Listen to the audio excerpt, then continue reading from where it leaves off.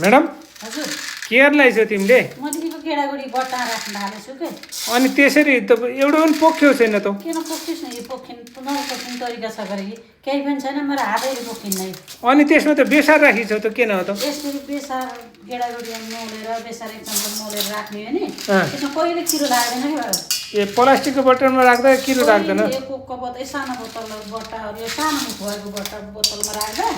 कहिले किरो लाग्दैन कि यस्तो ल्याउने मैले जति दालहरू छ नि सबै यो ठाउँ स्पेस पनि कम लिने यी सबै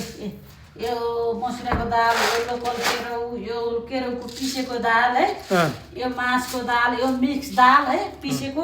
यो गेडागुडीको भयो त्यो त्यसमा त्यहाँ राजमा छ यस्तै राख्छु बट्टा हालेर सबैमा बेसार राखेर र बट्टा हालेर राखेपछि केही किरो लाग्दैन डेली युज गर्ने त पर्दैन बेसार राख्न है खाइन्छ धेरै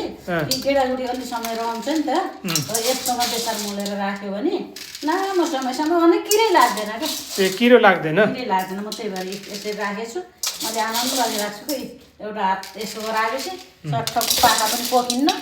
यसो त्यहाँ यो सर्लक्कै मुखी जान्छ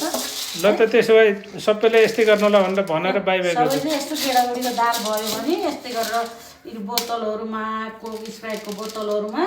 यसरी राख्नु होला कहिले गेडागुडीको दालमा किरो लाग्दैन अर्को दालमा पनि किरो लाग्दैन है ल मेरो थ्याङ्क यू